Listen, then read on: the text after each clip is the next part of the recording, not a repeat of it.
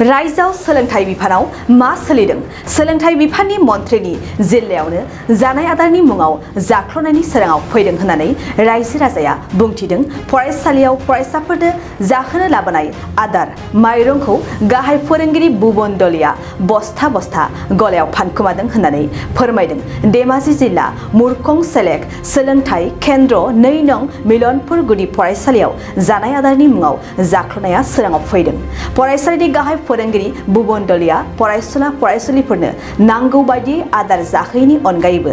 जानाय आदार फानखोमानाय सोराङाव फैदों जाय समाव सरकारा फरायसुला फरायसुलिफोरनो गोबां रोखोमनि अनसुंथाइ हरदों बेबायदि समावनो 2 नं मिलनपुर गुदि फरायसालिनि गाहाय फोरोंगिरि बुबन दलिया बस्था बस्था माइरं फानखोमानायखौ सिन्था खालामदों थागिबि रायजो आरो दैदेनगिरिफोरा बेयो 2 नं मिलनपुर गुदि फरायसालिनि नुथाय बे फरायसालिनि फरायसुला फरायसुलिफोरनो जाहोनो लाबोनाय आदार माइरंखौ गाहाय फोरोंगिरि बुबन दलिया 150 केजि गंसे गलायाव फानखोमानायखौ थागिबि रायजोफोरा आखाइजों आखाइ हमनानै मोनदों बेनि उनाव दावराव दावसि सोमजिदों फरायसालियाव जाय समाव आसामनि दासान्दि मन्थ्रि डक्टर हिमन्त बिश्व शर्माया जाख्ल'नायनि सायाव गोख्रों राहा लानाय फोसावदों बे समावनो मन्थ्रिनि खोथा खोमा होआलासिनो माइरंखौ माबोरै फानखोमाखो बेनि सायाव गोबां सोंथि सिखांदों थागिबि रायजोफोरा बेबायदि थासारि सोमजिनायखौ फैबाय थानाय समाव थागिबि दैदेनगिरिफोरा गाहाय फोरोंगिरि बुबन दलियानि सायाव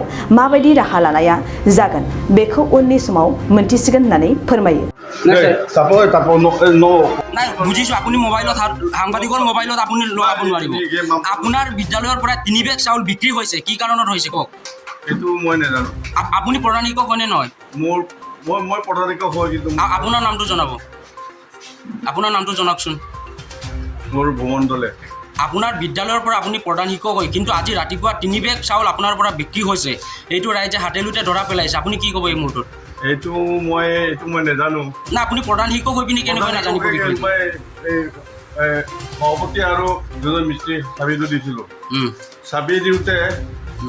মানে মই দেওবাৰ আছিলে এদিনা ঘৰলৈ নাহিলোঁ চাবি দিওঁতে সেই মানে কেনেকৈ হেৰি কৰিলোঁ মই নাজানো এইটো ইয়াৰ আগতো যিটো আপোনাৰ বিদ্যালয়ৰ পৰা বেগে বেগে যিটো বিক্ৰী হৈছে বুলি অভিযোগ জনাইছে বিক্ৰী হোৱা নাই আপোনাৰ বিদ্যালয়ৰ নামটো কওক 2 নং মিলনপুৰ বিদ্যালয় আজি আৰু 3 বেগ যিটো আপুনি গম নাপায় গম নাপাওঁ মই কোন গম পায় ইয়াত কোন জড়িত আছে জড়িত মানে মই নাজানিছোঁ নহয় প্ৰেচিডেণ্টে জানে আৰু প্ৰেচিডেণ্টজনৰ নাম কি প্ৰেচিডেণ্টজনৰ নাম অজয় দলে বিদ্যালয়ৰ বস্তুটো কেনেকৈ আপোনাৰ হাতত নাথাকে নেকি বিদ্যালয়ৰ সামগ্ৰীবিলাক থাকে কিন্তু সেইদিনা মিস্ত্ৰী আৰু প্ৰেচিডেণ্টক মই চাবিটো চম্ভালি দিছিলোঁ প্ৰেচিডেণ্টৰ লগত আপোনাৰ বুজাবুজি চুক্তি আছে নেকি চুক্তি নাই কেনেকৈ তেনেহ'লে আপোনাৰ হাতৰ পৰা চাবি তেখেতে পাব পাৰিলে নহয় এই চাবিটো দি বস্তুকেইটা এই নিৰ্মাণৰ বস্তুকেইটা চব মানে ইয়াতে ৰুমৰ ভিতৰতে আছিলে প্ৰেচিডেণ্টে নিজে মানে দিনত হেৰি হৈ গ'ল এনে আজি ৰাতিপুৱা যিহেতু ইয়াৰ পৰা চাউল বিক্ৰী হৈছে এই সন্দৰ্ভত